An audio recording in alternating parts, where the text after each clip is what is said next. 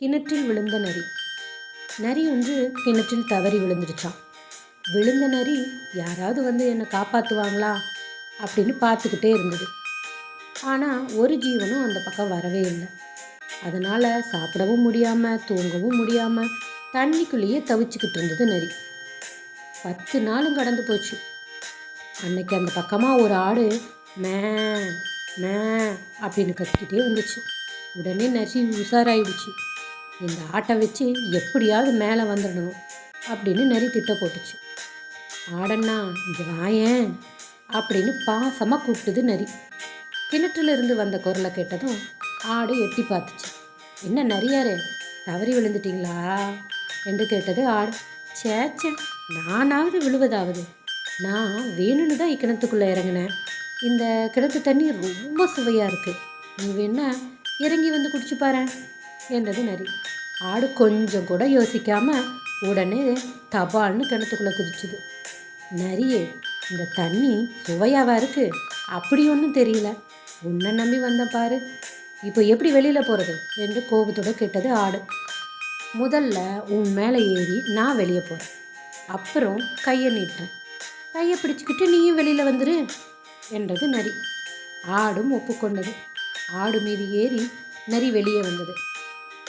கையை கொடு, என்னை சீக்கிரமாக காப்பாற்று என்றது ஆடு. உன்னை நான் எப்படி காப்பாற்றுறது? எதை செய்தாலும் விவேகமாக புத்திசாலித்தனத்தோடு செய்யணும், இப்போவாது புரிஞ்சுக்கும், நான் வரேன் சொல்லிவிட்டு நரி கிளம்பியது. தன் முட்டாள்தனத்தை நினைத்து ஆடு வருந்தியது. காக்கையும் பாம்பும். ஒரு ஊரில் ஒரு பெரிய மரம், அதில் ஆணும் பெண்ணுமா 2 காக்கைகள் கூடு கட்டி கொண்டு சந்தோஷமாக வாழ்ந்தன. ஹேய், நான் டின்னர் தேட காட்டுக்கு போகிறேன், பத்திரமா இரு, ஓகே அப்படின்னு சொல்லிட்டு போச்சு ஆண் காக்கை. பெண் காக்கையும் பார்த்து போயிட்டு வாங்க அப்படின்னு சொல்லுச்சு. ஒரு நாள் அம்மரத்தில் இருந்த பொந்துக்கு ஒரு கருநாகம் வந்தது. ஹே, சூப்பராக இருக்குடா இந்த இடம், இங்கேயே செட்டில் ஆயிடலாம் அப்படின்னு தோணுச்சு பாம்புக்கு. ஒரு நாள் பெண் காக்கா வேலையாக இருந்தது. அப்போது காக்கையிடும் முட்டையை திருடி திண்டு விட்டது கருநாகம். ஆஹா, சூப்பர் டின்னர், வாழ்க்கைனா இப்படி தான் இருக்கணும் அப்படின்னு பேசிக்கிட்டு பாம்பு கீழே போயிடுச்சு. 1 நாளா 2 நாளா இப்படியே காக்கை வைக்கிற எல்லா முட்டையும் கருநாகம் சாப்பிட்டு ஏப்ப விட்டுக்கிட்டே இருந்துச்சு. கருநாகத்தை காக்கை என்ன செய்ய முடியும்? அதற்காக இப்படியே பார்த்துக்கிட்டா இருக்க முடியும்? மனைவி காக்கை அழ ஆரம்பிச்சுது. ஆண் காக்கை சொல்லிச்சு, அழாத, நான் போய் என் ஃப்ரெண்டுக்கிட்ட ஐடியா கேட்டுட்டு வரேன். அவன் பேர் நரி, அவன் ரொம்ப புத்திசாலி, அவன்கிட்ட ஐடியா கேட்டுட்டு வந்து அப்புறமா அந்த பாம்பை வச்சுக்கிறேன் அப்படின்னு சொல்லிக்கிட்டு நரியை பார்க்க போனது காக்கை. நரிக்கிட்ட முழுமையான விஷயத்தை சொல்லிச்சு காக்கா. நரியும் யோசித்து ஒரு ஐடியா சொல்லிச்சு. இந்த நாட்டு ராஜகுமாரி இங்கே இருக்கிற அருவியில் தான் தினமும் குளிக்க வரா. குளிக்கிறதுக்கு முன்னாடி அவளோட விலை மதிப்பு மிக்க நகைகளை கழட்டி கரையில் வச்சுட்டு தான் குளிக்க போவாள்.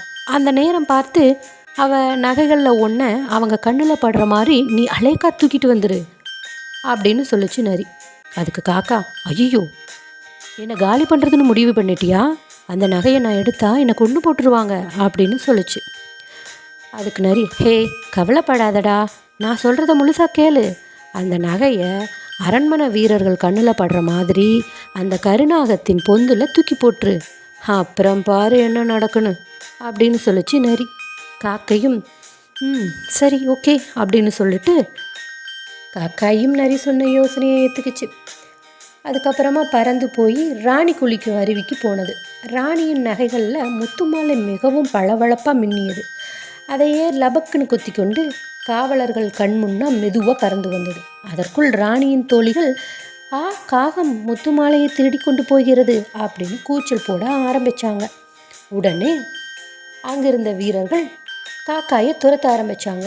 காக்கா மெதுவாக அவர்கள் கண்ணில் படும்படியாகவே வந்து அவர்கள் அருகில் வந்ததும் முத்துமாலையை பாம்பு இருக்கும் பொந்தில் போட்டது. உடனே காவலர்கள் தம் கையில் இருந்த ஈட்டிகளால் அந்த பொந்தை குத்தி கிளறினாங்க. உடனே பாம்புக்கு கோவம் வந்து சீறிக்கிட்டு வெளியில் வந்துச்சு. பாம்பை பார்த்த காவலர்கள் ஒரே அடி, அவ்வளோதான். பாம்பு பயந்து அந்த இடத்த விட்டு இனிமேல் இந்த காட்டுக்கே வரக்கூடாதுடா சாமின்னுட்டு ஓடியே போயிடுச்சு. இதை பார்த்த காக்கம் மிகவும் சந்தோஷம் அடைந்தது. உடனே நரிக்கு நன்றி சொல்லிவிட்டு தன் குடும்பத்துடன் சந்தோஷமாக வாழ்ந்தது.